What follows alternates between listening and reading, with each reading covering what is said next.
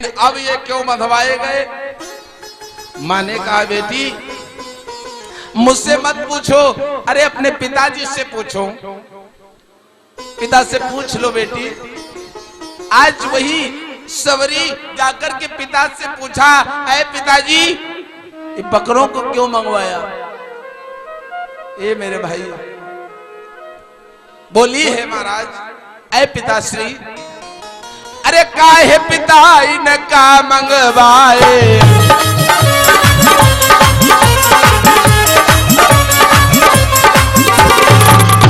अरे काहे पिता इनका मंगवाए, और पिता कहो तेरो ब्याह रचाए।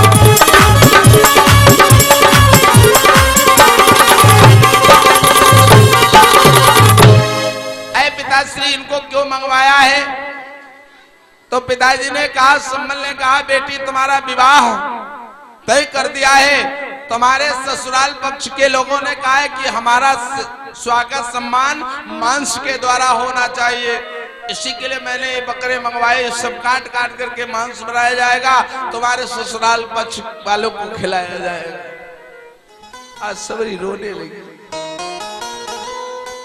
रोने लगी और कहने लगी पिताश्री हमारा विवाह मत कीजिए, हमारा विवाह करने की आपको आवश्यकता नहीं है, क्योंकि एक मांग के लिए 50 जीवों की हत्याएं हो जाएंगी। मैं ऐसा विवाह नहीं कर सकती, ऐसी मांग नहीं भर सकती जिससे हमारे विवाह के कारण उससे 50 जीवों की हत्याएं हो जाए। मैं विवाह नहीं कर सकती पिताश्री, विवाह को मना कर दीजिए, मैं विवाह नहीं करूंगी। समझाने लगी महाराज सम्मल बिटिया मैंने तो तेरा विवाह तय कर दिया है, तारीख निश्चित कर दी है, बेटी आज तू मना कर रही है, मना कर देगी तो मेरा मुझे बहुत बेकार लगेगा, मेरी बेइज्जती हो जाएगी। नहीं पिताश्री अभी बहुत कुछ बाकी है, अभी केवल आपने नहीं किया है, किया नहीं है, मत कीजिए। मेरे बंधु आज सम्मल महाराज नहीं माने। सम्मल ने सोचा कि हो सकता है ऐसे ही कहती हो।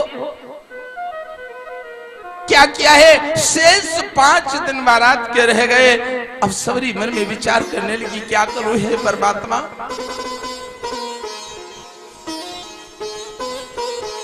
क्या करूं हे प्रभु, कुछ समझ में नहीं आता है। अब देखिए सबरी मन में विचार कर रही है,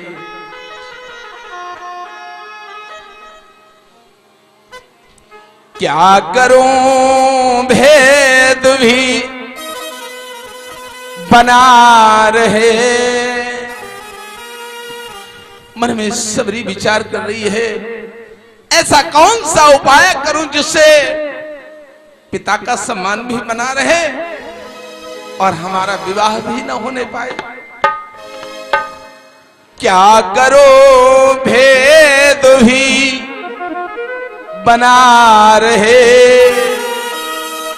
जीवों की जान भी बच जाए,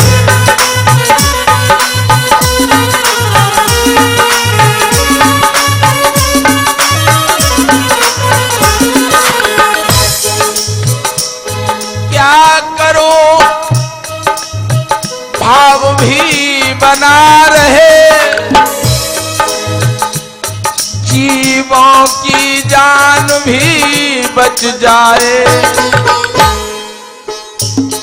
ऐसी बुद्धि दे दो ईश्वर।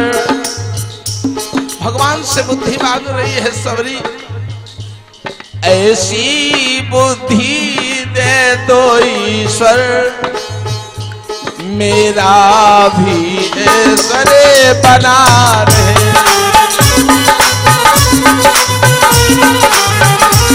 जय हो।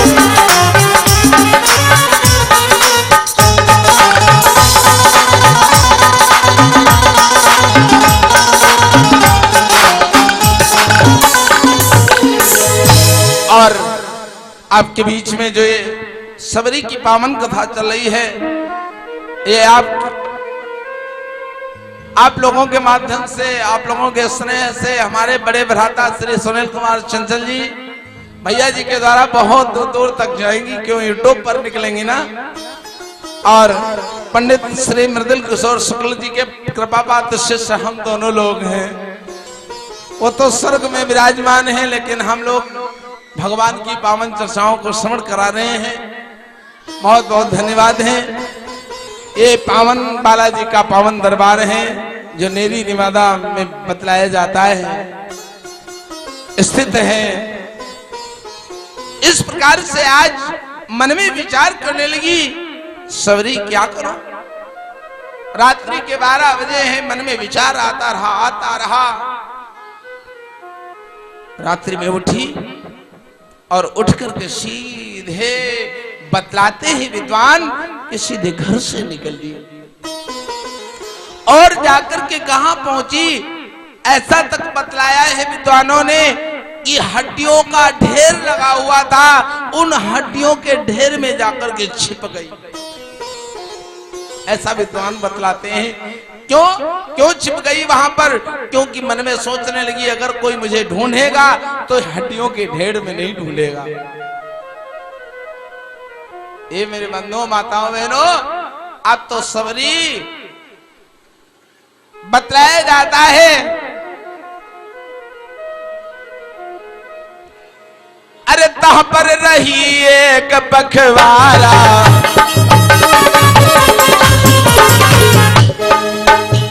अरे तहां पर रही एक बखवारा,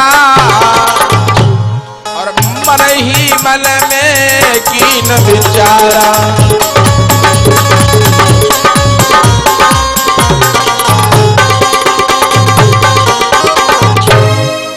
तहां पर एक बखवारा, यानी मेरे बंधु 15 दिनों तक सबरी उन्हीं हड्डियों के ढेर में, अरे भूखे प्यासे, भूखों से बेचैन, प्यास से बेचैन, लेकिन धन्य है सबरी, भक्तिमयी मां सबरी। आज पुराणों के पन्नों में आज नाम अंकित है सबरी का। माताओं बहनों ध्यान देना, जाति से तो भीलनी है लेकिन कर्म से वो पंडितानी है।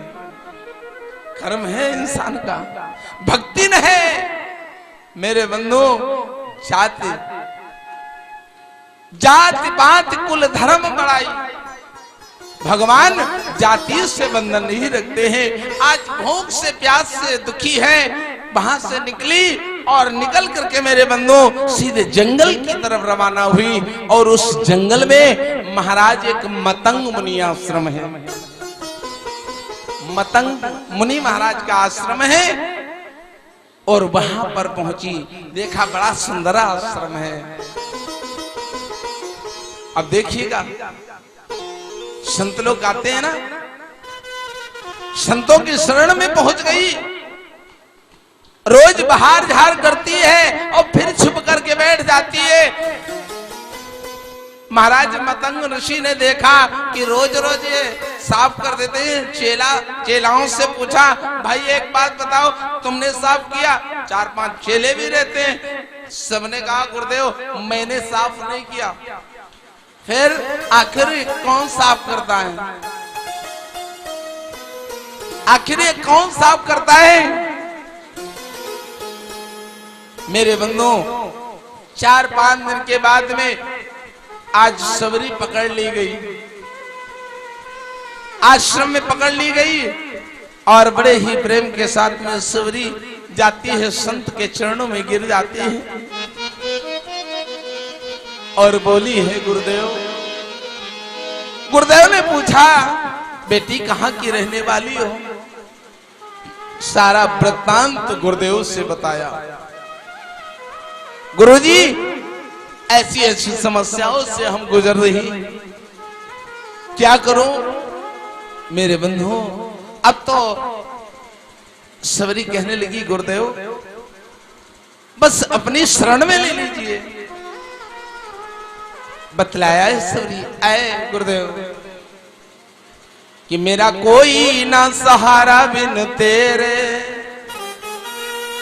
कि मेरा कोई ना सहारा बिन तेरे, गुरुदेव समरिया मेरे, मेरा कोई ना,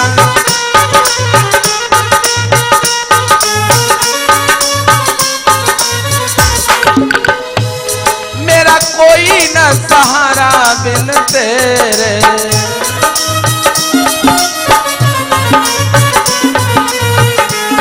गुरुदेव समरिया मेरे,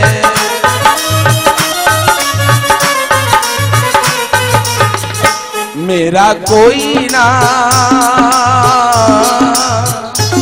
मेरा कोई ना सहारा बिन तेरे, गुरुदेव समरिया मेरे।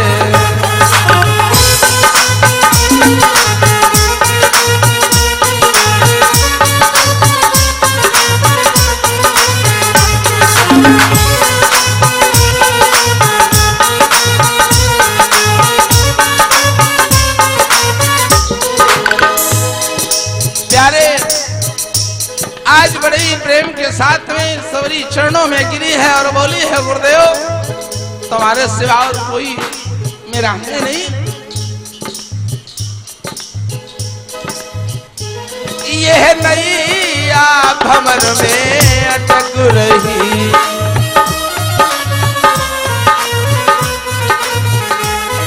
ये नैया भंवर में अटक रही,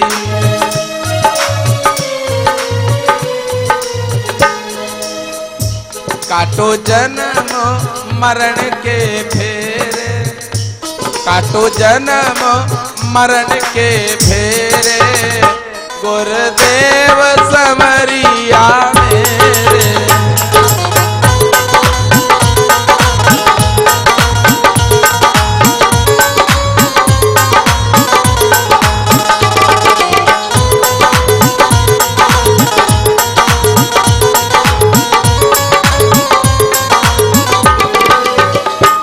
आज उस प्रकार से सवरी कहने लगी महाराज आपके सिवा मेरा संसार में कोई नहीं है, कृपा करो थोड़ी सी।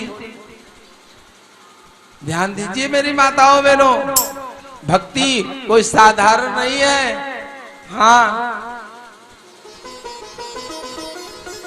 भक्तिहीन इंसान बेकार है संसार में। जिसके हृदय में भक्ति नहीं है वो इंसान नहीं है, वो राक्षस है।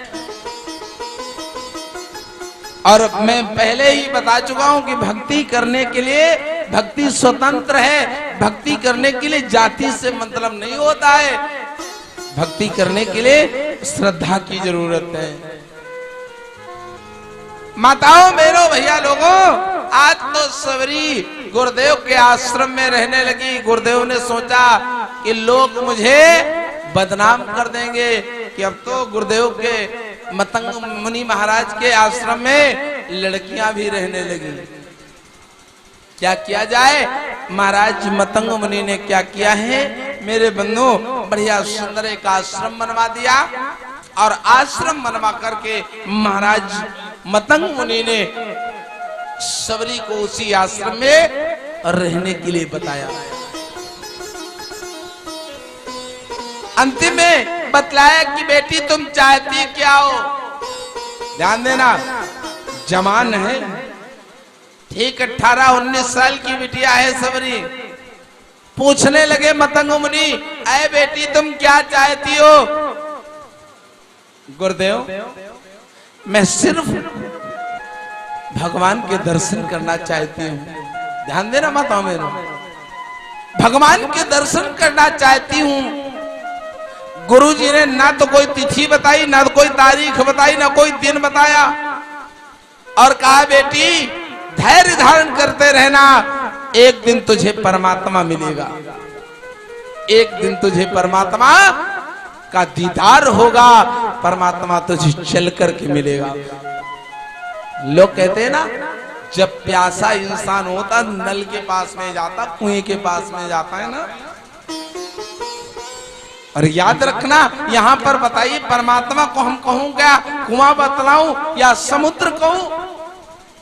ध्यान देना, आज गुरुदेव भगवान के बात पर विश्वास पर सबरी वहीं पर भक्ति करने लगी,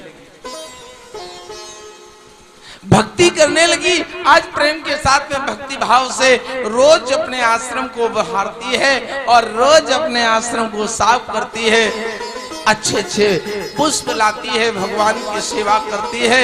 ध्यान देने की बात है माताओं बहनों, और बढ़िया सुंदर बतलाया जाता है।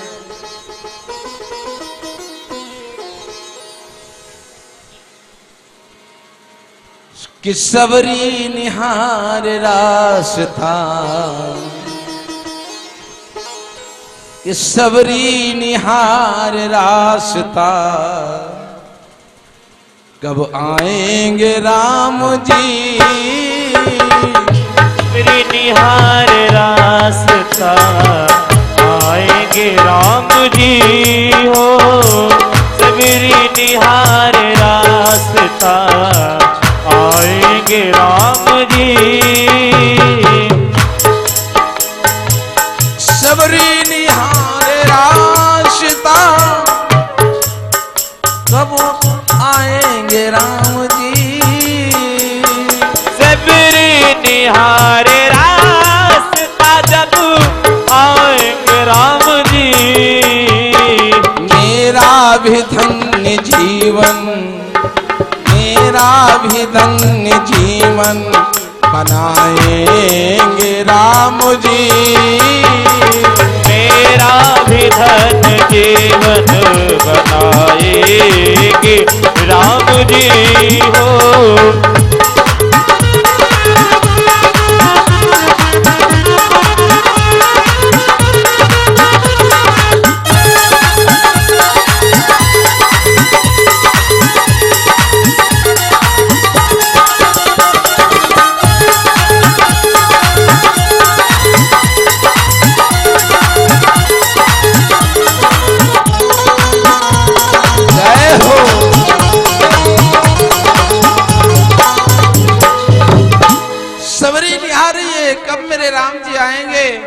गुरु की बात को विश्वास करके बैठिए। ध्यान देना मेरी माताओं बहनों, इधर धीरे धीरे सबरी जवानी हो गई सबरी की। आजकल को हो तो जानते हो काकाती आती बाहर चोले में जाए गुरुजी, पूरा जीवन व्यतीत हो जाए रो, भगवान ना दर्शन दे रहे। ए मेरे माताओं बहनों भैया लोगों ध्यान देना, आज तो सबरी बड़े दिलो दिमाग से रास्ता देख रही है भगवान की। भगवान आए दर्शन दिए, और भगवान जब आए तो भगवान को देख करके मेरे बंधु, भगवान को देख करके इतना मुक्त हो गई सबरी, और उसको इतना याद नहीं रहा। टूटी सी घाट, जंगल का मामला, छोटा सा बर्तन। ध्यान देना मेरे बंधु, भगवान दर्शन देते हैं किसको? बतलाया गया है। भगवान को कौन पाता है? बतलाया गया है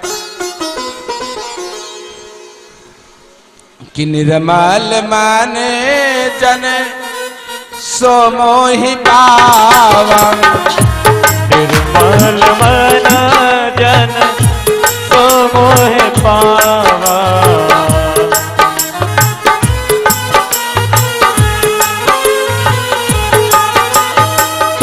निर्मल मली जनी सो मोहि पावा। निर्मल मन जन सो मोहि पावा। मोहि कपट छल छिद्र न भावा। मोहि कपट छल छिद्र न भावा। मोहि कपट। प्यारे बंधु राम जी पहुंचे, बढ़िया सुंदर सबरी ने सेवा किया, कंदमूल फल इत्यादि खिलाए, बढ़िया सुंदर सुंदर बेर खिला रही हैं। लोग कहते हैं भगवान सबरी के झूठे बेर खाए ना, कहते ना सबरी के झूठे बेर खाए। हाँ हाँ, सबरी के झूठे बेर खाए। अरे भगवान तो तुम्हारे साथ में बैठ करके खाएगा, लेकिन तुम भगवान के प्रति इतनी श्रद्धा तो उत्पन्न करो। मेरे बंधु, माता पार्वती को भोले बाबा कहते हैं देवी अपने को ये बतला रही है अधम ते अधम। आइए उसी बात पे, अधम से अधम अधमयति नारी और ते ही मो में मति मंद अघारी। भोले बाबा समझाने लगे देवी जो अपने पति से कपट करके बताती नहीं है और अपने पति से कपट करती है, वो नारी अधम जाति की बतलाई जाती है।